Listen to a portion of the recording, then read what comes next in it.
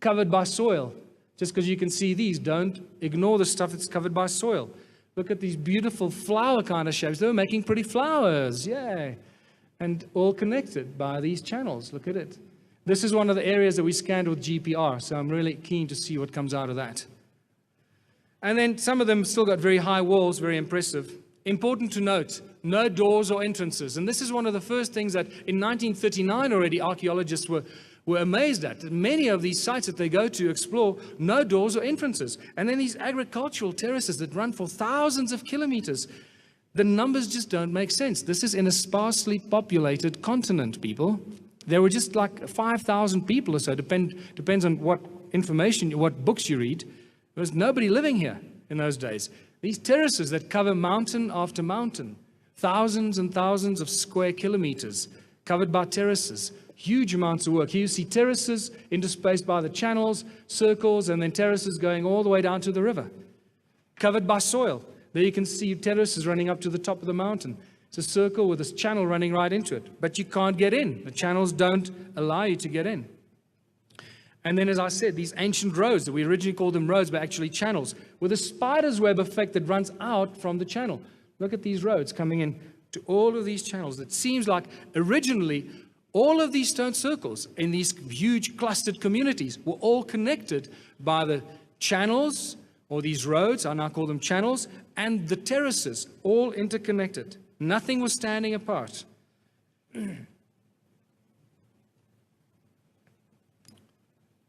This is a beautiful example. Just because you can't see those ruins there, they're covered by soil. And look at that beautiful cluster of hexagonal cells over there. We'll talk about those tomorrow if we got time. That is a spectacular discovery. It makes no sense. More channels into circles. This is one of the most spectacular pictures we've got. And imagine most of southern Africa looking like this a long, long time ago. What you're looking at is the largest and most mysterious ancient stone settlement on earth.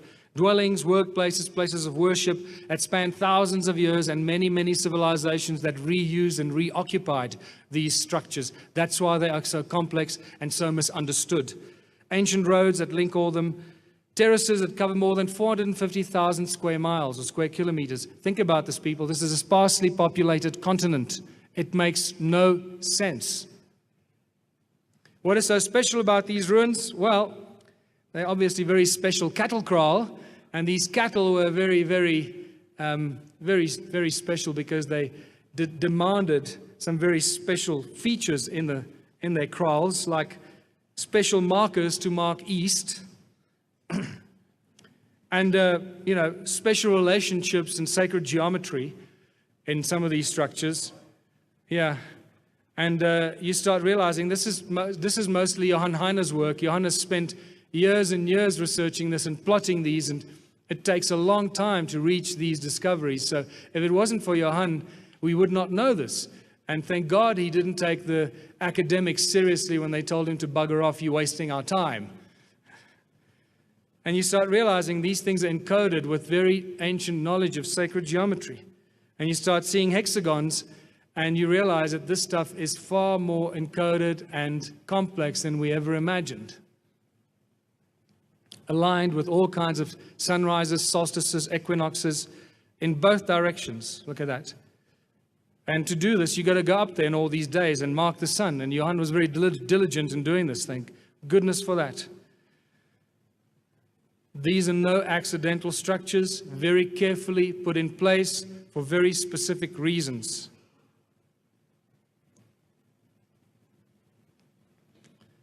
And you realize when you extend that little flat area that stems from the northern marker, you get a perfect hexagon inside the circle and a perfect star tetrahedron around the inner circle, and you realize these guys were way ahead of the pack in their knowledge of what they were doing. And you know that they understood all this fundamental structure of matter, sacred geometry, the fractal nature of reality. And that's very important here as well. The first references of these stone circles actually go back 500 years ago to the Portuguese, Antonio Fernandes, when he landed on the Mozambican coast. There are records in the entries there that he talks about the Karanga people or the Makaranga people What are the Kalanga or Makaranga people? Children of the sun. Suddenly they encounter sun-worshipping cultures in southern Africa that shouldn't belong here. We're not supposed to have sun-worshipping cultures in southern Africa, and yet we find them all over the place. How many of these ruins were there? And this is my grand finale for today because my time is up. Well, in 1891, the brilliant Theodore Bent, from horseback, doing exploration in South Africa and in Zimbabwe. This is the inside of Great Zimbabwe. He was the first guy to truly excavate Great Zimbabwe. He talks about an ancient civilization and at least between 1.5 and 2 meters of sediment pointing to a gold mining civilization. We'll come back to that tomorrow. He estimated from horseback in 1891 already that there were about 4,000 of these circles. That was brave of him. By 1974, Roger Summers estimated about 20,000 of these. He made a beautiful diagram in one of his books.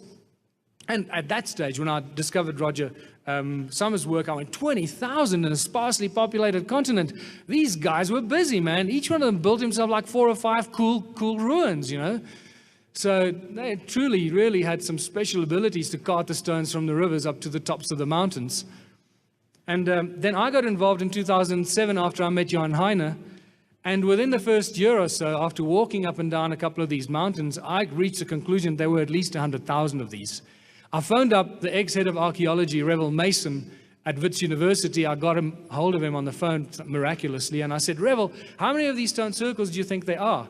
And off the bat, just like that, he said, oh, at least 100,000.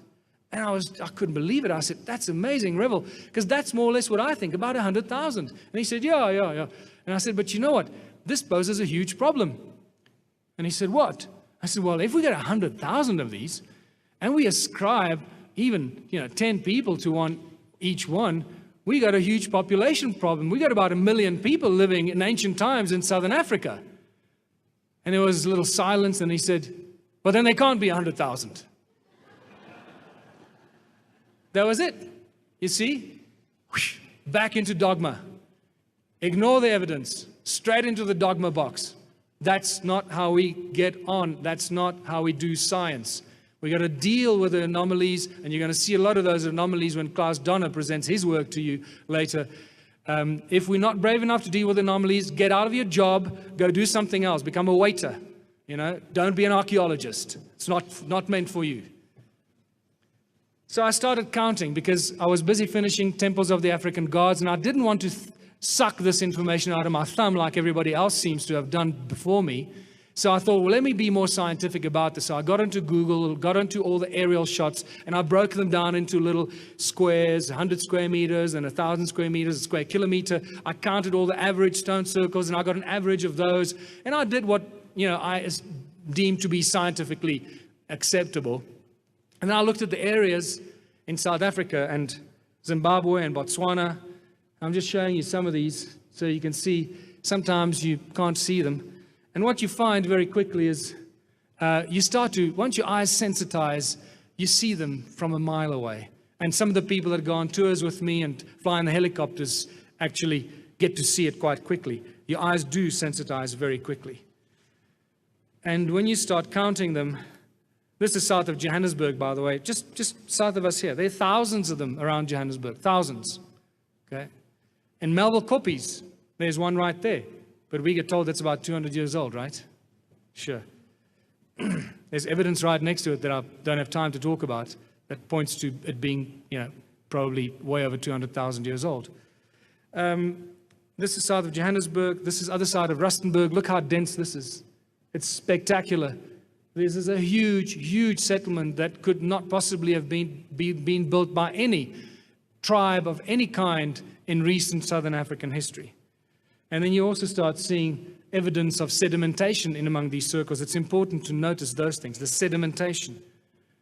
And these circles and the connecting channels and the terraces go on. And I was counting and counting. This is near Leidenburg. It's all over the place. Interesting shapes as well.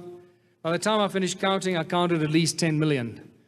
And I can tell you right now from the last 6 months' work, I'm prepared to tell you that there's probably much more than 10 million of these stone circles. And in that second and in that moment, you realize that we must close our history books, throw them away, and start from scratch. That the history of Southern Africa is completely different from anything else we've ever heard. They have not done their history, their research properly. They have published non-scientifically researched information. They've been confusing us for a long time, spewing forth the same dogma, probably from a position of ignorance, so we can forgive them for that. But the time for forgiveness is now over. Now we need to move into the new area of knowledge and wisdom. Now that you know this, do not be swayed by arguments to the contrary, because they all come from a lack of research, a lack of knowledge in this area. And I can speak of experience because I've been there, I've walked these mountains, and I have spoken personally to many, many of these so-called very clever people. And they do not really know what they're talking about. So, what happened to them? You can see huge amounts of sedimentation. What happened to them is what I will tell you tomorrow, just before lunch. So hopefully this gives you something to think about. Tomorrow is a real roller coaster ride, and I'll show you some beautiful implements, tools, and artifacts that cannot be disputed, are extremely, extremely old, and probably some of the most important artifacts in all of human history, right here in Southern Africa, not in Egypt, not in Peru, not in China or anywhere else, right on our doorstep. Thank you very much for listening. I'll see some of you tomorrow. Thank you.